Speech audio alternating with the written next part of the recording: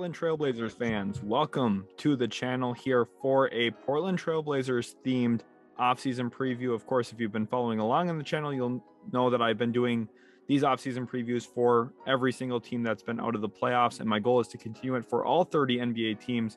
So if you are looking forward to more of this content, please consider subscribing. Also, Blazers fans, if you do really enjoy the content here that you see today, leave a like on today's video. It lets me know that I'm doing a good job here at Utility Sports. I do try and put as much time, effort, and research into these videos as I can, as well as just watching games throughout the season. I actually did have the chance to catch a Blazers game in person this year as well.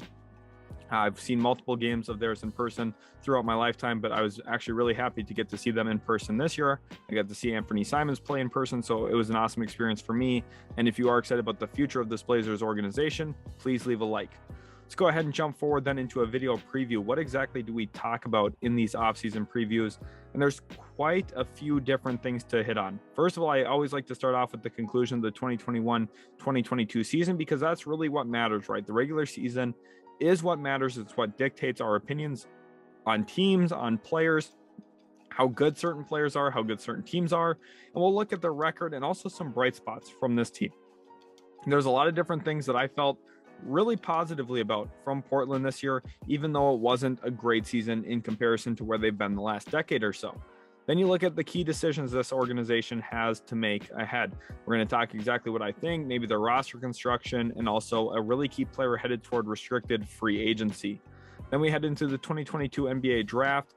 With the assets that the Portland Trailblazers have, we'll kind of clear up exactly what draft capital they have to them, and also which prospect to target specifically for Portland here. There's a lot of different ways you could look, but I think there's some really good options on the board for them with where they pick first. And then the 2022 NBA free agency, we'll look at which the Portland Trailblazers, what they can do in free agency with their projected cap space, how much money they're going to have to spend, and also some legitimate targets that I think do make some sense for Portland this offseason. And then we'll head into next season with some goals and expectations for this franchise, specifically who they could look at in terms of how many wins they could have, where they could end up, and if there's also any trade candidates for this team. So we'll cover it all in today's video. Hopefully you guys do again enjoy, and let's jump into it here now with the conclusion of the 2021-2022 season. And the Blazers finished with a really bad record of 27-55, including a 10-game losing skid to end the season. But that's not the worst thing ever, because Portland, given the direction that they had chosen to go, they wanted to lose games toward the end of the season. So you can't really fault them for that. You know, this team could have had a better record had they pushed for it, and they chose to hit the reset button, which is one of the biggest bright spots I have for this organization after this 2021-2022 season. Amidst a GM change, after all the drama going on in the front office there, it's hard to take over and then also make the decisions that the interim GM did make ultimately. And I think it is actually really good for the franchise to reset the direction of where this team's at. You know, a few years ago, they made it to the Western Conference Finals against Kevin Durant, Steph Curry, and the Golden State Warriors. And of course, that series went down the way you'd expect. One of the best teams of all time beat the Blazers down. And I think from there, it kind of left the franchise in a weird spot, because yes, you had Damian Lillard, you had CJ McCollum. They ended up making the move for Norm Powell, trading away Gary Trent Jr. You know, it's just not really a great feel though, because they just weren't going to get to where they wanted to go, which is win a championship. You have Damian Lillard, you'll want to win. And I just feel like they weren't going to get there, and they hit the reset button. You know, the Norm Powell, Robert Covington trade, I felt a little questionable about. I thought they could have gotten better value. But then it all made sense to me once they traded CJ McCollum as well a few days later. You have a sense of direction now. You know, it's going to take some work and execution to hit on, but at least there's potential here that you can get to where you want to go. It's going to take a lot of good moves. It's going to take a lot of really good execution from that front office. But I think realistically, they could be in a better spot now than they were a year ago, simply because they have a direction that they want to go in. And a big reason why I feel like that direction could end up working out is Anthony Simons and his progression. His points per game bubbled up to 17 points a game this year, and his playmaking as well really filled it up. Anthony Simons looked awesome in the game. I got to go to in person as well, and I became much more of a believer in him just seeing the skill set live in person. Of course, you can watch him on the television and see he's talented, but seeing him in person really does show how much he can manipulate a defense. He's really improved his skill set each and every year in the NBA, and I feel like the Blazers have something in this kid. I think that, you're going from a Dame and CJ backcourt to a Dame and Anthony Simons backcourt. It's not going to be the same. There's going to be some of the similar, drawbacks from it. Whereas the defense, I think the defense, are going to have to work really hard to find good defenders around these two. But the fact that you have someone who can maybe become the long-term replacement to CJ McCollum is a good sign for where your franchise is already headed moving forward. And it's why they felt comfortable moving on from Norm Powell and moving on from CJ McCollum, because they put their trust into Anthony Simons, especially down the stretch of the season. And I know they lost a lot of games, but Anthony Simons was given the rock, given a lot of opportunity to progress himself. And I feel like they're going to be better long-term because of that. Then you also look at Dame and his recovery time. I know coming off of a surgery, that's always tough, trying to get back into shape and also getting back into, the point where you trust your body and you feel really comfortable with the injured location. But I think Dame's recovery time not only helps with that, but I think it's also really important in terms of, preserving his legs and helping him be fresh for this next season. I don't think people really understand how important that is. When you're a team like the Blazers, who've made a ton of deep playoff runs, Damian Lillard, who also competed for Team USA, has not had a lot of off time and downtime, where his off seasons are usually shorter than most players.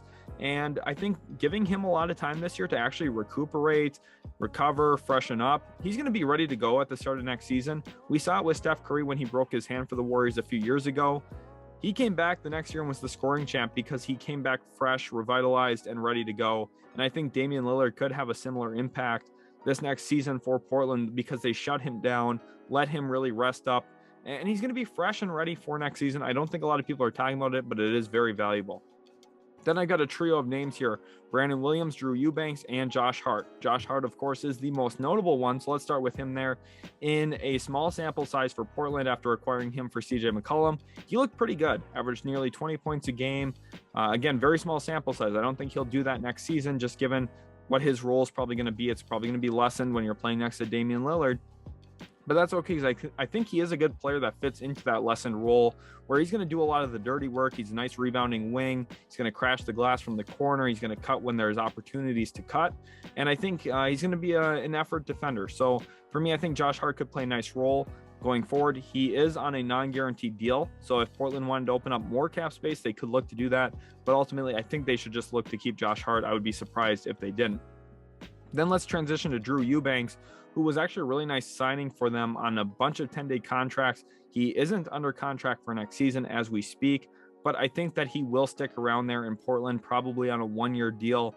Not worth a lot of money, but I think, it was surprising to me, because when he got traded to Toronto from San Antonio, I thought Toronto would actually have a role for him as one of their backup bigs, and I think he would have been fairly reliable for them. He's pretty talented offensively. Now, I think defensively he's got his limitations for sure, but he's a playable center. And I think for Portland, a team that's looking for more depth, I think Eubanks can stick on there in Portland. And then Brandon Williams, he's really the diamond in the rough here that they found, a hidden gem. And they had moved on from Dennis Smith Jr. this year to give Brandon Williams a shot, and it was well worth it, because Brandon Williams, to me, really proven himself as an NBA level player, someone who's going to stick around in the league for quite some time. And I think when you're a team trying to, really progress and move up the standings, you have to find players like this. I mean, a good example of this from Dallas, and I'm actually going to compare Portland to Dallas quite a bit in this video, is Dorian Finney-Smith. Dorian Finney-Smith's one of those development projects that really did pan out well for Dallas. Now, I don't know if Brandon Williams is going to be quite as good as DFS has been for the Mavericks, but I think realistically, Brandon Williams is a player that's going to be a nice role player in the league. I think, whether he's playing 10, 15, 20 minutes a night, whatever you're asking of him, he's a good rotational guard behind Simons and Dame, and I think he's going to fit in the NBA. I don't think he's going to ever be, a go-to player or anything like that, but having a nice rotational guard behind your two main guys, very, very, very valuable. And then also, the final bright spot I want to touch on here is Chauncey Billups' creativity, because this year he was really dealt a deck of hands with not very many cards in it, or a deck of cards with not very many playable hands, because he, right now at this point, just didn't have a lot of talent. I mean, Keldon Blevins is one of the worst players I've ever seen in the NBA play live. CJ Ellaby, I could say the same about him. I do not think CJ Ellaby is a good player. I think Trendon Watford's got a lot of limitations. Realistically, this Blazers team was just void of talent, specifically once they shut down Damian Lillard, traded Robert Covington, traded Norm Powell, traded CJ McCollum. You just ran out of options. And Chauncey Billups, I think having a down year in year one with 27 wins only is actually going to be really good for his coaching career, because he had to learn how to handle different situations. He had to learn how to try and win without talent. They had a little 4-game winning stretch after the trade deadline. I think that's going to be vital for him. He's going to look back to that and say, what did I do that worked there? And one thing about him is he experimented a lot. We talk about Nick Nurse here a lot. I love Nick Nurse as a head coach, and I think he's one of the smartest head coaches in the league. And I think Chauncey Billups, who's a defensive-minded guard when he played, a defensive-minded coach now, even though they ranked 29th in defensive efficiency this past year, there was a lot to like from Chauncey, specifically based on what he was working with. He employed literally every single little thing you could assume. He ran a zone press defense at certain points of the season, a bunch of different matchup zones, whether it was a 3-2, 2-3, even employed a 1-3-1 for a little bit this year, which you almost never see in the NBA. He tried everything. He went deep into the toolbox, and I think it's going to really benefit his coaching career. So big thing for him is, how does he go about building a long-term successful defense like we saw from Jason Kidd in Dallas, which I think those two are very comparable, because both of them were great guards in their career, both of them defensive-minded guards. Kidd very, very good on that end, Billups as well. And I think both of them are trying to establish defensive identities with where they're coaching. Kidd has found success in Dallas doing that. Billups had less to work with this season, but I think he's capable of building that up going forward, especially if they're able to add more talent, specifically on the defensive side of the ball. Then we move forward into some key decisions, and I think the biggest one here is Anthony Simons. He's headed toward restricted free agency, and like I said, if you're averaging 17-4, you're probably going to get a pretty nice contract out in the open market. Now, the thing here for me is, I think getting Simons on a $15 to $17 million a year deal would be a good price point. My question is, are they comfortable going to that $18 to $22 million mark, which I think maybe a team like the Knicks, or maybe the Orlando Magic, or the Oklahoma City Thunder, or Detroit Pistons might offer him as an offer sheet? I think the Blazers ultimately, if he did get one of those offer sheets, would feel pressure to keep him, and I think that that's going to be their goal. But ultimately, heading into restricted free agency here, the goal has to be to keep him, I would think, in Portland. I just don't see any way that they can afford to really lose him in this rebuild, retool around Damian Lillard. Then let's take a look at this roster here, because there are some other questions. So you have Dame at the point. That's an obvious. Anthony Simons, I'm planning he's going to be the 2. Of course, we just talked about his restricted free agency, though. Josh Hart, he's not guaranteed, but again, I think they keep him. He's the 3. Nasir Little as the 4. He's really improved each and every year. I'm hoping to see another step from him next season. Then Jusuf Nurkic at the center. He's headed toward unrestricted free agency. So there's a chance that he leaves in free agency. But everything I'm hearing and what I feel about this situation is, it just seems like Nurkic and the Blazers are going to be interested in tying themselves together, maybe on a shorter term deal, whether that's 1, 2, 3 years only. But I think Nurkic is just going to be back in Portland. That's just the read I have on the situation. And then the other players here that they have on contract that I think could come off the bench for them, Brandon Williams, we talked about him as a nice little gem they found.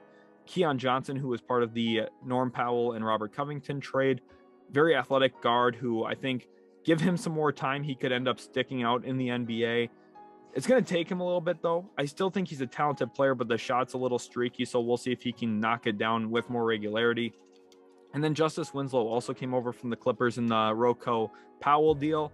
I think that Winslow is a depth wing. I think you have to improve over this. I just think this team needs a lot more front court depth. They do not have a backup center under contract. Drew Eubanks, maybe they bring him in on that 1-year deal like I was talking about. But I still think you need to upgrade over Eubanks. I think Eubanks is playable, but I don't think he's a starting level center. I definitely don't believe that. And I don't think as well that you want to play him 25, 30 minutes a night. I just don't think that's really the goal here. I think what he's best for is, 8 to 12 minutes a night, can get you through certain lineups and you can survive with him on the floor, is more so what I see from that. But ultimately, here's what the Blazers roster sort of looks like. I expect Nurkic back. I expect Simons, Hart back as well. And then we'll see if they can add front court depth out of that. So then we head into the 2022 NBA draft and their draft assets. And I think there's going to be some questions about that Pelicans pick. The trade surrounding CJ McCollum, what did they technically get from that now? Well, since the Pelicans made the playoffs, which was the Blazers' worst nightmare, that 2022 first-round pick does not actually convey this year, which does kind of limit some of the moves that maybe they could have made, because that pick now goes back to a 2025 first from New Orleans. It's top 4 protected, and that pick isn't for not this draft, not the draft after, not the 3rd draft, but the 4th draft from now. So it's a long-term outlook there with that selection now, which I think that pick, had it conveyed this year, they could have used it in a deal for Jeremy Grant potentially from the Detroit Pistons. So we'll talk about Jeremy Grant a little bit later in this video as well. But what they do have is their own 2022 first, which you can check out the NBA Draft Lottery Explained video on our YouTube channel. Just go ahead and click on the channel after today's video, and then you're going to be able to go watch that one. It's very informative. It's going to give you the best odds for the Blazers and show exactly the potential they have of getting a top 4 pick. And maybe if you click on it, it'll be good luck for your franchise. Then own 2022 second round pick and the Grizzlies 2022 second round pick, which is going to be near the end of the draft. Maybe they could use those 2 assets to move back up into the first round, or maybe they could use those assets in another deal. We'll talk about that too as a potential outcome. But for first round draft targets, there's a few things here that I think that they need to look at. First of all, I think this team badly needs defense. And I feel like when we talk about the NBA draft and NBA teams, we talk about defense as like an effort thing and an X's and O's thing. And to a certain extent, it for sure is. But sometimes I feel like we just overlook the fact that there's just good defensive players and some that are not good defensive players. For me specifically, you need to have good defensive players, specifically if you're going to have 2 guards in Anthony Simons and Damian Lillard who are not great defensively. You need to put other good defenders around them. Jusuf Nurkic, not the best rim protector in his own right either. So it's really important that this team finds defensive-minded players that can contribute and really help the main core unit, whether those are wings or backup big depth. I think either way, you need to find defensive players that can really help this team. So let's look at some of the first round selection targets. If there's not luck, if they don't move up into the top 4, you could look at a guy like forward Keegan Murray out of Iowa, who I know a lot of different scouts really love him. And I think the one thing about Keegan Murray is he just does a lot of good things consistently. He's a very consistent player with a very high floor. He's going to hit the offensive glass. He's going to be opportunistic in his scoring. You don't have to draw up plays for him. You don't have to have sets for Keegan Murray. He's just going to quietly have probably 15 and 8 for most of his NBA career. And if you're looking for stuff that works around Simons and Dame and Jusuf Nurkic, I think Keegan Murray is a great option here at the spot. You could look at a guard wing combo in Benedict Mathurin out of Arizona, who, you know, is probably a little bit better when the ball's in his hands, but has an athletic profile to be good without the ball, and is also a pretty good defensive player in his own right. I think conveys best as a gap defender, but also has the mentality to stop a guy when you need him to. I do like Mathurin here as an option, but he might go at pick 5, which would be ahead of Portland potentially. And then you could look at a forward like AJ Griffin out of Duke, who is a really, really great fit off the ball, similar to Keegan Murray, but he shoots the 3 ball better, not quite as good of a rebounder, but I think probably going to be a better perimeter defender. Keegan Murray, I think, is a positional defender. AJ Griffin, more of a versatile defender who can defend on the perimeter frequently. And then forward / guard Shaedon Sharpe here out of Kentucky. You see I have Kentucky in air quotes there. The reasoning why is he actually never played a game for Kentucky, and I feel like a lot of people are getting this misconstrued about how obvious of a pick Shaedon Sharpe could be and acting like there's no downside here to this selection. Shaedon Sharpe is the type of player that I think a lot of people would love. He's a very high recruit.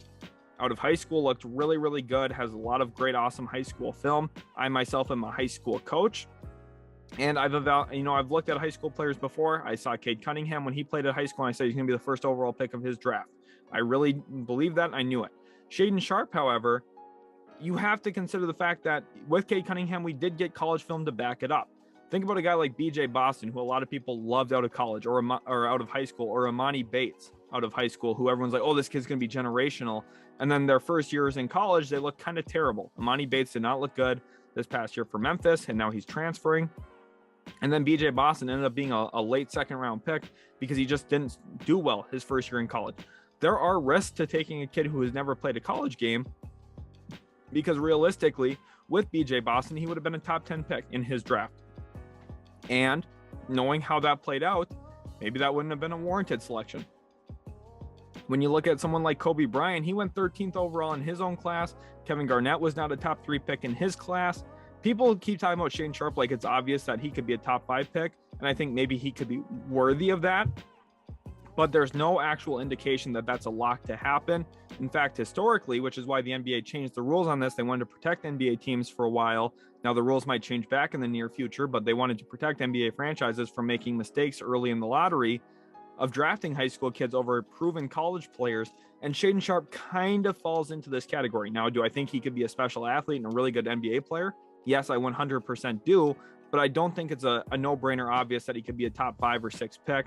If Portland takes him, there is a little bit of a risk here, but I do think he could be a special high upside guy as the third player of a star trio of Dame, Simons, and Sharpe. Then you look at center Jalen Duren, and this would come down to your evaluation on if Nurkic is coming back or not and how special you think Jalen Duren is. For me, I think Jalen Duren could be a really special player, specifically on the defensive end of the floor. He has some Bam Adebayo upside. I think it's going to take a little bit of time to get there, though, which kind of turns me off to it if I'm Portland, because I do want to win around Damian Lillard. I really do. So Duren, who I think is maybe a little bit more of a project, not quite as ready as a guy like Keegan Murray or maybe Benedict Mathurin or AJ Griffin to have an immediate impact, but I think down the road could be the best out of all of those guys. I wouldn't rule him out, and if I'm Portland, I would really think hard about it if he's available at my selection, but there is a little bit of risk there if you do it. Moving on then into potential second round targets, assuming they don't trade those picks, and you can look at a forward or guard in Ron Harper Jr., who his dad played in the NBA for the Bulls and Lakers. He's a championship level guard, has won, very good defensive minded player when he was playing, and Ron Harper Jr. follows a lot of those same skills. He's very, very good defensively, great footwork, good frame. He's strong. He's going to be able to beat guys to their spots. He's versatile. He's going to be able to guard 2 through 4 at the NBA level. And this is the type of player Chauncey Billups needs to add. A guy like Ron Harper Jr. who can be impactful on the defensive end of the floor, but isn't a complete minus offensively. I think Ron Harper Jr., a good player on both ends, specifically the defensive end. Johnny Juzang, not quite as good defensively, but better offensively. And I think if you're looking for a little bit of bench scoring punch, Juzang could make some sense. And then for that backup big depth that I've talked about, Jamarian Sharpe, a 7'5" center from Western Kentucky, actually came off the bench for them, but was a block machine. He produced a ton of rejections at the rim, actually moves his feet laterally fairly well for his size.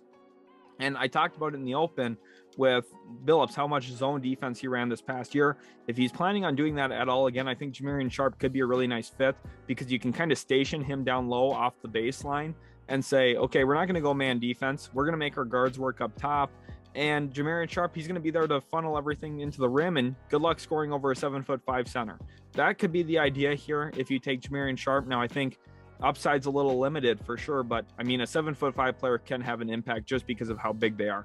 Then you look at Travion Williams, who's a stronger big, not quite as big as Jamarian Sharpe, obviously, but he's someone who is very physically strong. He's not a beanpole by any means. He's going to hit you hard in rebounding. He's going to move you in box outs, and he's also going to be able to score in the post with a little right baby hook. He's a good passer out of the post, and I think he would help Portland finish defensive possessions with his rebounding, specifically his ability to move guys as someone who's going to box out really, really well. Isaiah Mobley is an interesting player in terms of his size and length. Played along with his brother Evan Mobley at USC. He's a junior now. Came out, he's a career 38% three-point shooter. And I think his combination of length, a little bit of playmaking feel, and shooting is enough to warrant a second-round selection of him. And then Ismail Kamagate from Paris, France, is a very intriguing big as well. Kind of reminds me of Dwight Powell from the Dallas Mavericks in terms of his ability to screen and roll, very athletic. And he's also going to protect the rim at a very good rate, better than Dwight Powell, much better than Dwight Powell in that regard. He's had some dominant defensive performances overseas, and I think he could come into the NBA and instill a little bit more defensive mindset. He's going to be a hard worker, and I think he's going to be a really good screen and roll big option to pair along with Anthony Simons and Dame Lillard. Then we move into 2022 NBA free agency, and the Blazers currently sit with about $21.1 million in practical cap space that they could use. Plus they have a mid-level exception that is non-taxpayer around $10.5 million that they could also use. So they could have up to about $31-ish million in contracts that they could sign for this next season. Some potential targets that I think could make sense for them. And you're going to notice here, I'm targeting a lot of front court, because if I have Simons and Damian Lillard, and I've also got Keon Johnson and Brandon Williams, I feel pretty good about my long-term projection at the backcourt. So I'm looking for wings and bigs that can help. Forward TJ Warren, he hasn't played really since the bubble, played very limited minutes outside of the bubble, but his bubble performance is really what put him on the map, right? And when he came out of Phoenix to Indiana, he had a really, really nice impact for Indiana. But I think the concern here with his foot injury is, will he ever be the same player? For Portland, maybe you use a 1 year, $10.5 million mid-level exception contract on him and take the risk. And really the risk is, okay, we wasted 1 year and he just didn't work out and he's off our roster. But the upside is, hey, maybe this guy can come in and average 14 to 16 points a game and be a sneaky good addition for our roster, gives us more front court depth, and he's a pretty solid wing defensively. So I think TJ Warren could be a nice option. Chris Boucher, I think this is a really, really smart move if they go out and get Boucher from Toronto. He's a special defender in terms of, even though he's very slight, he protects the rim pretty well with his awesome length. He's just pesky defensively as a big, which there's not really often that you have someone like that, but he also really closes out into 3-point shooters well, which is, again, something you don't typically have from a big man with awesome length and size, and he's pretty quick as well.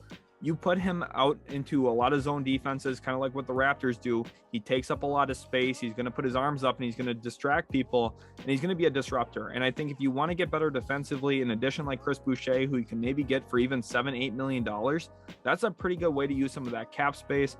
You could also look at a connector piece like Kyle Anderson. I don't think this one's as good of a fit maybe as a Boucher, because I don't think he's as good defensively as a Boucher, but I think he's just a solid all-around player that can help you. Otherwise, if you're looking for big depth, specifically someone who has starter experience, you could look at a Kevon Looney from the Golden State Warriors, who, if you give him your mid-level exception at around $10.5 million, I feel like that's kind of where the market would be for Looney. He's a really good rebounder, again, would help Blazers end defensive possessions. And then you could also look at him being one of the better screeners in the NBA. I think pairing a good screen and roll big with two really good guards in Damian Lillard and Anthony Simons does just make a lot of sense in terms of basketball X's and O's. Screening is a really good strength to be good at, and I don't think people talk about it enough, but Kevon Looney, one of the best in the NBA when it comes to screening. And I know the Warriors, a massive part of their offense is the screen and roll game, and also just, open floor screening off the ball. Kevon Looney, you probably would use him more as an on-ball screener because the offensive systems aren't quite the same as that motion offense in Golden State, but nonetheless, I think Looney could be really productive for Portland as a screen and roll big who's going to rebound, and he's going to put a lot of effort in defensively. And then Markieff Morris for the Miami Heat. He missed a lot of time this year because of the whiplash injury that he sustained from Nikola Jokic. But realistically, Markieff Morris, he could set a tone defensively. He's kind of one of those goon type players. Marcus Morris's brother is a little bit more of a goon than Markieff is, but I think realistically, you want to establish an identity defensively, and a player like Markieff Morris you can get on probably a relatively cheap contract does make a lot of sense to bring in if you're trying to do that. He's also just a solid wing. He's not going to be great. He's not a starter level wing, but he can play 15 to 20 minutes a night off the bench, and you're going to be just fine in those minutes. And he's also going to help establish a culture and defensive identity that I think is essential for Portland to get where they want to go, which leads us into next season. Where they want to go should be the postseason, whether that's, being a play-in team and then trying to get in from there because you have Damian Lillard and Anthony Simons who can explode at any given moment, or just an outright playoff team. That should be the goal. They should want to be a postseason team in the Western Conference, especially with a healthy Damian Lillard. And to do that, they have to just be better defensively. They were the second worst team this past year in terms of defensive efficiency. They have to take a massive step forward. And in order to do that, they're going to have to add defensive players, whether that's some of the guys we talked about through free agency or through the draft. You could also maybe look at a Jeremy Grant trade, who he's a good defender. Also in Detroit, took a bigger step forward offensively. I think you put him in Portland, he probably regresses back down to 14, 15 points a game potentially, but I think he could be a nice forward add as well for Portland. Now, I'm not sure if they want to give up their first round pick to do it, which is what I think Troy Weaver, the GM for the Pistons, would want. But I mean, if the Blazers want to go all in and try and win with Dame, they have to be aggressive. They have to make a lot of good moves. We'll see if they can get it done. Blazers fans, I hope you really did enjoy today's video. If you did, make sure to leave a like. Also, subscribe to the channel if you are new. We are getting up near 10,000 subscribers, so absolutely awesome. Would love to have you be a part of the Utility Sports crew. Thanks again so much for watching. Hopefully you enjoyed. Go check us out on Twitter, Instagram, and TikTok. Links for those are all in the description. And we'll catch you guys in the very next Utility Sports video.